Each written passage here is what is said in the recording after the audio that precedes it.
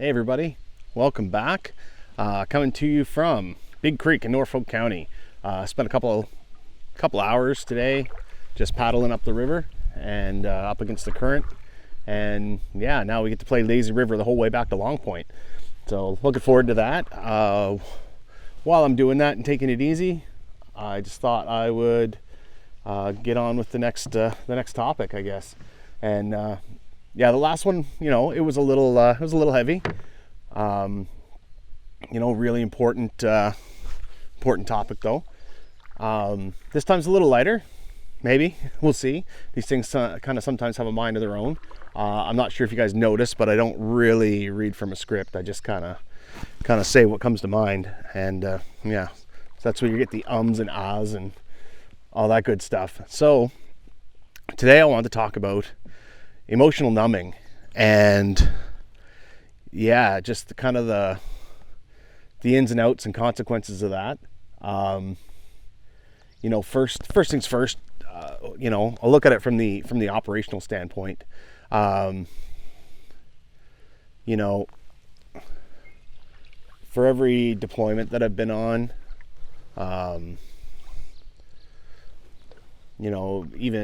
even training or just kind of existing in the military environment, sometimes there's definitely some emotional numbing that goes on. And in terms of operations, it's probably the most severe. And what I'll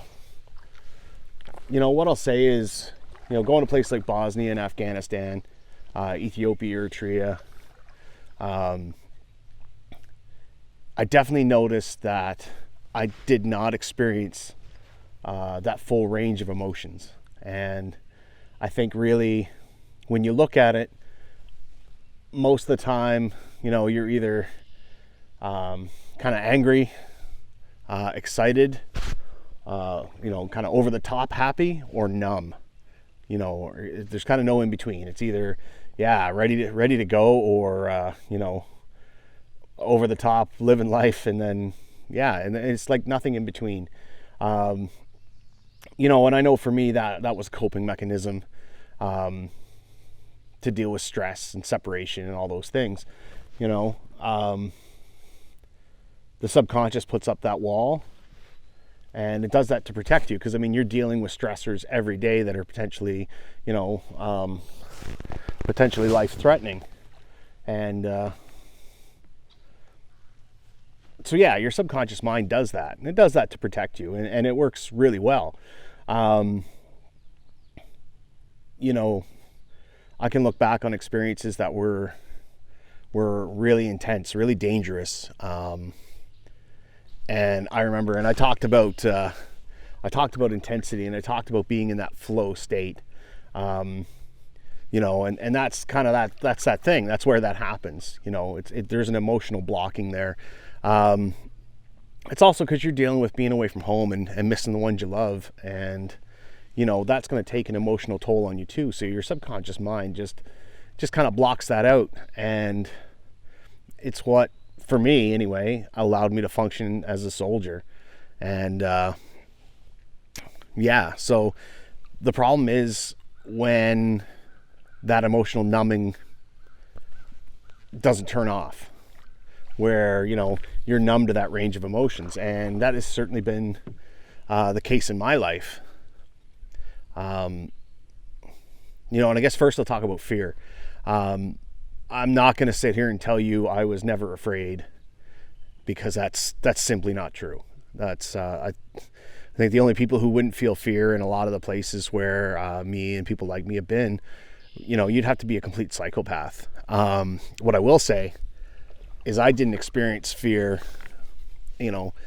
I'll call it rational fear and emotional fear, and the kind of two sides of it. I certainly experienced rational fear, and that rational fear is a knowledge of this could happen, that could happen. So it's a very tactical or reasonable approach to risk. You've got these fears or worries that things might happen, and then you make a tactical assessment, you plan, you prepare contingencies for just in case that does happen. And that essentially manages that rational fear. It's the emotional fear. is the side that, you know, and I'm certainly probably not using all the right terms for this. So, you know, I'm kind of making it up as I go along here, folks. That emotional side of it and emotionally experiencing fear. Just recently, so, you know, I'm in treatment at the Operational Stress Injury Clinic in London once a week. And recently we picked apart probably one of my earliest experiences in the forces on operations. And, you know, I brought it to my psychologist's attention and said, yeah, you know, yeah, that happened. And yeah, it was kind of intense, but there was never any fallback from it. And, you know, I saw it as a non-issue. So she encouraged me to basically do some, I guess exposure therapy. Basically go back through that memory and describe it as if I was living it again. And a really, well, I don't know, we'll say cool thing happened. I experienced the fear that I never experienced in that moment or in the 20 plus years since it happened, which is pretty wild. So yeah, and I mean, to me, that was a big wake-up call. I've known emotional numbing has been a problem for me for a long time, but I guess I didn't realize just how deep it ran. So I came back from operations and all these different experiences going, you know, stuff happened, but I'm okay. You know, so it's no big deal. But the problem is I never experienced that full range of emotions, not because I don't possess them, but because I was shut off from them. And being shut off from them for, you know, 6-7 months at a time, that becomes habit. That's your coping mechanism. And you're doing that while you're experiencing new and exciting traumas and intense experiences. So it's, you know, your mind gets really good at doing it. And then when you come home, you know, and this is definitely where that emotional numbing has been a huge issue, because I don't experience that full range of emotion. So I come home to my partner and my kids, and I'm not able to connect the way I should be able to. And what I've noticed as I've started to pick things apart is that, or what I deduce from it, is that I never experienced, I'm not able to make those connections or experience those things completely or normally just yet, because I never learned to. I never learned to let the guard down. And the moment you open up to start expressing that full range of emotions, good emotions, you know, you then open the door to all those bad emotions that are there that need to be expressed, that need to be felt. And they're just piled up behind the dam, if you will, and they're just waiting to burst out. And yeah, when you open the door to express or feel love, you also open the door to feel fear and sadness. So yeah, I got really good at just staying in that place where I'm either excited or I'm angry. And because both of those, you know, both of those emotions in an operational environment, they are a credit, you know. You know, that strong fear, you know, the rational side of fear is an asset, because it makes you critically think about risks and how to manage them, and that's great. What do we got there? Spotted turtle. Squirrel. And yeah, I see ya. You can pretend I don't. You know, so yeah, that fear in that regard is a very useful tool. It's required. Excitement and anger and aggression, you know, and coupled with being default aggressive and intensity and all those good things, again, very much a credit, because it gives you that, you know, that fighting spirit, that what we call the infantry attitude, the warrior spirit. You know, you're out there getting after it, and you know, when a tactical problem comes up, you're just gonna act the way you should. And yeah, so when I came home, I never let those walls down. I never let myself feel that full range of emotions, and I started doing that very, very early on because there were issues. And I just kept doing it. I kept doing it. Well, I'll say I still do it. I'm trying not to. I'm learning to experience and express that full range of emotions again, but I still catch myself doing the same things. It's very, very ingrained. And without doubt, I mean, you run into it with, your partner's going to feel that. And I'm going to say each and every one of my partners did. There's just that part missing. And I know I love them. Sometimes I can feel it, but a lot of times, it's having that love for them, and it's crushing to not feel it, and you're in these moments where reasonably your heart should just be bursting, and it's not. You're just kind of numb. And yeah, that's that emotional numbing side of it. And I know I talked about intensity, and I've talked about taking ownership of things that weren't mine, and being default aggressive and taking on people's problems.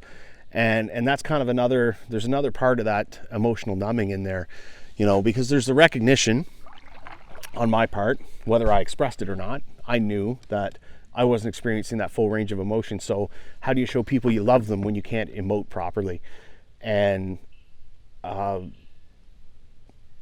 me, it was acts of service was the way I expressed love. And,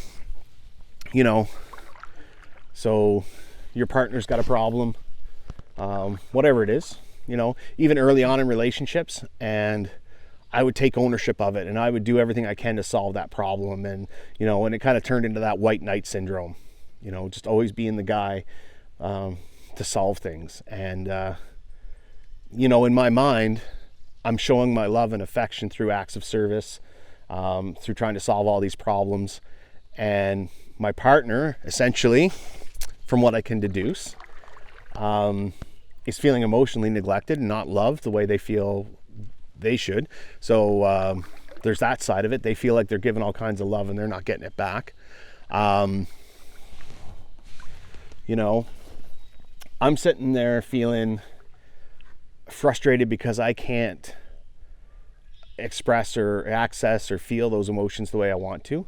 And there's also that, and there was a term for it I've heard and I've since forgotten, where you give somebody kind of more than they give you, if you're a very giving person, and you can overgive.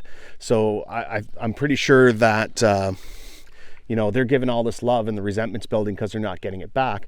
But on my end, I'm feeling all that love from them. I'm unable to reciprocate, and it builds resentment towards that person who's expressing those emotions towards you.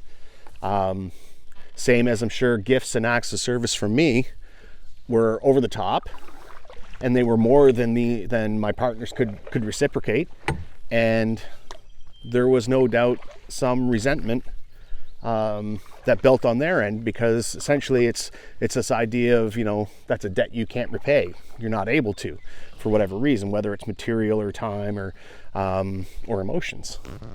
So that just drives a wedge. And like straight up, my personal connections are all fucked up. They still are. There are people in my life I love very dearly, and it's just hard for me to stay connected to them in those meaningful ways, because I struggle with that, with accessing those emotions without everything else coming tumbling out. And essentially, I'm getting to that place where more and more I'm letting those emotions out, good, bad, otherwise, and essentially learning to not be guarded that way all the time. And sometimes I'm moderately successful, but it's a process. And so that's that emotional numbing. And it's times of stress, times of chaos, when times get hard, and there are lots of times, whether it was in training or operations, where things get things get hard, and there's that urge to quit. You're just uncomfortable in every conceivable way, and get out of here, you. There you go, graceful. There's things get hard in kind of every conceivable way, and there's that urge to quit, and there's that urge to just kind of give it up, and that's where that emotional numbing comes in, and you get aggressive and you get mean, in a constructive way, and it keeps you going. And it's just easy with that default aggressive behavior to stay in that mode. Life, emotionally and on interpersonal connections, it's a killer, but you shut off those emotions, and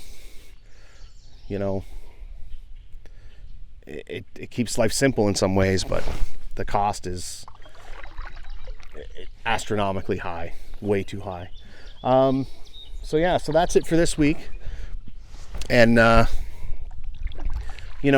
again, talking to a few folks and who have people close to them who are affected, and they've told me that hearing some of these things from my perspective has kind of helped open their eyes about what their loved one might be experiencing or might be struggling with. And if that's helping to start those conversations, or to start developing a little bit of understanding, then that's all I could ask for. So I'm going to leave you with that this week, guys.